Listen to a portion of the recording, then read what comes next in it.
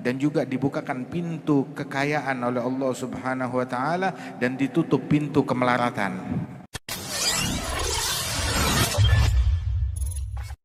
Setiap ayat, setiap hadis, setiap kebaikan, setiap ibadat, semuanya memiliki batin, memiliki zahir, memiliki batasan dan juga pencapaian yang tiada puncak. وذكر لنا المثال بكلمة التوحيد لا إله إلا الله.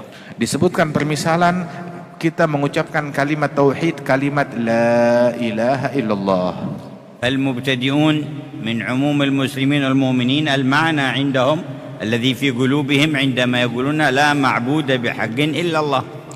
Ketika mengucapkan la ilaha illallah, pemula kaum mukminin ketika mengucap la ilaha illallah, makna yang tersirat, yang terlintas dalam batinnya, makna tersebut adalah tidak ada Tuhan yang berhak untuk disembah melainkan hanya Allah. وأهل الإحسان مع تحققهم بهذا المعنى مضاف إليهم أيضا عندما ينطقون بلا إله إلا الله استشعار معنى لا مقصود إلا الله. Kalau pemula dalam batinnya tidak ada yang saya sembah kecuali Allah, namun orang-orang yang telah mencapai ihsan, orang-orang yang menengah, saat mengucapkan yang terlintas di dalam batin mereka adalah tiada yang saya tuju melainkan Allah, maksud dan tujuan saya hanya Allah. فهم بلا إله إلا الله يتنزهون عن قصد غير الله في كل قول وفعل وحركة وسكون. Mereka orang-orang mulia tersebut di dalam pengucapan la ilaha illallah yang mereka maksud adalah mensucikan diri mereka dari menuju dan bermaksud kepada selain Allah, apapun dan siapapun selainnya. وهؤلاء يقولون لا إله إلا الله فيزداد إيمانهم وهؤلاء يقولون لا إله إلا الله فيزداد إيمانهم ويزداد يقينهم بالتخلص من قصد سوى الله. Dari kelompok tersebut mengucapkan la ilaha illallah, kelompok ini mengucapkan la ilaha illallah dari kelas-kelas yang berbeda, tetapi masing-masing saat mengucapkannya bertambah iman mereka, bertambah yakin mereka kepada Allah Ta'ala, bertambah pendekatan mereka kepada Allah. وأهل المعرفة الخاصة من ورائهم يقولون لا إله إلا الله ومعهم معنى لا معبود ولا مقصود إلا الله ومعهم زيادة يستشعرون عندما يقولون لا إله إلا الله لا موجود إلا الله أي لا موجود بذاته ولا حقيقة في الوجود إلا لله الموجود وما سواه فخلقه وفعله. Dan orang-orang yang telah mencapai puncak daripada ahli irfan yang memiliki ma'rifah kepada Allah Ta'ala yang khusus, ketika mereka mengucapkan la ilaha illallah, mereka pun yang tersirat di batin mereka selain tidak ada yang saya sembah kecuali Allah, tidak ada yang saya maksud dan saya tuju kecuali Allah. Dan juga ada hal yang ketiga, tidak ada yang ada pada hakikatnya ini melainkan hanya Allah Ta'ala, yakni keberadaan yang hakiki adalah milik Allah Subhanahu wa taala, keberadaan yang terdahulu, keberadaan yang abadi, yang tiada awal, yang tiada akhir. Bahkan di dalam sifat, di dalam perbuatan enggak ada melainkan hanya Allah Subhanahu wa taala. فنحن والأرض والسماء وما بينها لم تكن موجودة وهي حادثة فوجودها حدث بإيجاد الله تعالى وكلها تقبل العدم فأين الوجود الحقيقي لله وحده. Dan kita semua dan juga langit dan bumi dahulu tidak ada, namun diadakan oleh Allah Subhanahu wa taala. Allah yang mengadakan kita semuanya, maka keberadaan kita adalah dengan diwujudkan oleh Allah Ta'ala, tapi wujud yang hakiki hanyalah milik Allah Subhanahu wa taala. وأهل هذه المرتبة العالية يغوصون في معنى لا موجود إلا الله فيستقر في قلوبهم نور الشهود الذي قال عنه زين الوجود أصدق كلمة قالها الشاعر كلمة لبيد ألا كل شيء ما خلا الله باطله فيحدث عندهم معنى لا إله إلا الله لا مشهود إلا الله. Dan orang-orang yang telah mencapai pencapaian ini, mereka menyelami ma'rifah dan hakikat tersebut dengan nur yang memenuhi hati mereka dan kesaksian di dalam hati mereka, hingga mereka mencapai pencapaian seperti yang dikatakan oleh Nabi Muhammad SAW. Sebenar-benarnya kalimat yang pernah diucapkan seorang penyair adalah kalimatnya Labid yang berkata, ketahuilah bahwasanya segala sesuatu selain Allah adalah akan sirna, sia-sia dan batil dan akan menjadi ketiadaan. وكلنا نقول لا إله إلا الله ولكن في أي المراتب كل واحد منا. Kita semua berucap la ilaha illallah, tetapi kita mengucapkannya dalam martabat dan kelas yang mana? بكثرة تكريرها مع الحضور يرتقي الإنسان في هذه المراتب.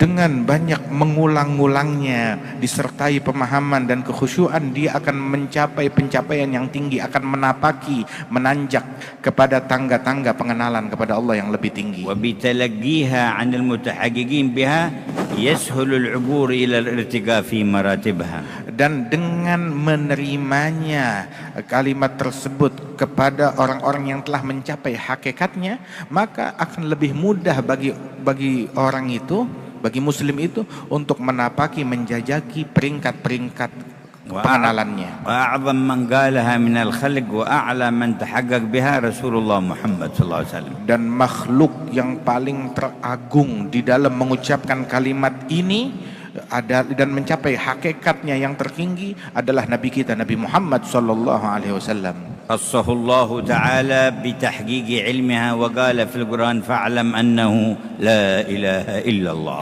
Allah Ta'ala memberikan hakikat ilmu la ilaha illallah kepada Nabi Muhammad, hingga Allah mengatakan kepada Nabi Muhammad, fa'lam, wahai Muhammad ketahuilah bahwasanya la ilaha illallah, diajarkan saat itu oleh Allah Ta'ala.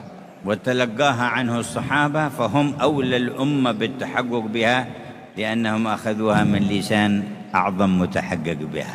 Dan para sahabat Rasulullah, mereka talaqi langsung kalimat ini dari Nabi Muhammad yang merupakan pakar yang paling ahli di antara semua makhluk akan kalimat ini, maka sehingga para sahabat yang bertalaqi dari sumbernya, mereka menjadi pakar-pakar yang paling mengerti di antara umat ini akan kalimat la ilaha illallah. وروى الإمام أحمد في مسنده أن رسول الله صلى الله عليه وسلم كان عنده مجموعة من أصحابه فقال هل فيكم غيركم يعني من أهل الشرك واليهود قالوا لا فأمرهم أن يرفعوا أيديهم ويقولوا لا إله إلا الله فلقنهم إياها 3 مرات فلما قالوها قال إن الله قد غفر لكم. Diriwayatkan oleh Imam Ahmad di dalam musnad beliau bahwasanya Nabi Muhammad sedang duduk bersama para sahabat. Kemudian Nabi bertanya, apakah ada di antara kalian orang-orang selain kelompoknya kita, selain kalian, yakni adakah di antara kalian orang non muslim ataupun juga orang munafikin? Maka bilang, tidak ya Rasulullah, ini kita semua adalah orang-orang yang kepercayaanmu, orang-orang terdekat dengan Rasulullah. Maka Nabi pun berkata kepada mereka, mentalkinkan kalimat la ilaha illallah sebanyak 3 kali, dan tiap kali mengucapkannya diikuti oleh para sahabat. Setelah 3 kali itu Nabi berkata, ketahuilah bahwasanya saat ini Allah telah memberikan ampunannya kepada kalian semua. في تبعيته والاقتداء به كما قالها لأصحابه وقالوها بعد نقولها كذلك. Dan dalam rangka mengikuti Nabi Muhammad dan menyambung dengan lisannya Nabi Muhammad dan juga menyambung dengan para sahabatnya Nabi Muhammad, maka kami akan melantunkan kalimat ini dan kita ikuti semuanya kalimat tersebut. ونرفع أيدينا ونقول لا إله إلا الله لا إله إلا الله لا إله إلا الله لا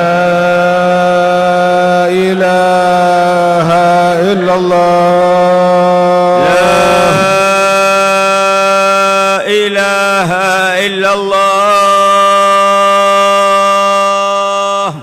لا إله إلا الله محمد رسول الله محمد رسول الله صلى الله عليه صلى الله وعلى عليه آله وعلى آله وصحبه وسلم وصحبه وسلم في كل لحظة أبدا في كل لحظة أبدا عدد خلقه عدد ورضا خلقه نفسه ورضا وزنة نفسه عرشه وزنة ومداد عرشه كلماته ومداد كلماته. اللهم حققنا بحقائقها يا الله واجعلنا berikan من خواص hakikat. أهلها واغفر لنا كما غفرت لهم. jadikan kami sebagai orang-orang yang khusus dari ahlinya, dan ampunkanlah kami sebagaimana Engkau ampunkan mereka. فأكثروا منها ما استطعتم. Perbanyak kalimat ini sebisa kalian. وجاءنا في الحديث أنه صلى الله عليه وسلم قال: من قال لا إله إلا الله الملك الحق المبين في كل يوم 100 مرة كانت له أمانة من الفقر وأنسا من وحشة القبر واستفتح بها باب الغنى واستقرع بها باب الجنة. Disebutkan di dalam riwayat, barang siapa yang mengucap la ilaha illallah al-malikul haqqul mubin, ditambahkan al-malikul haqqul mubin, la ilaha illallah al-malikul haqqul mubin, setiap hari 100 kali, maka kalimat itu menjadi penyebab orang tersebut memberikan keamanan bagi orang tersebut dari segala keburukan, aman daripada kefakiran, dan juga diberikan ketentraman ketika dia dimakamkan dalam kuburannya, kedamaian dan pendampingan, dan juga dibukakan pintu kekayaan oleh Allah Subhanahu wa taala dan ditutup pintu kemelaratan.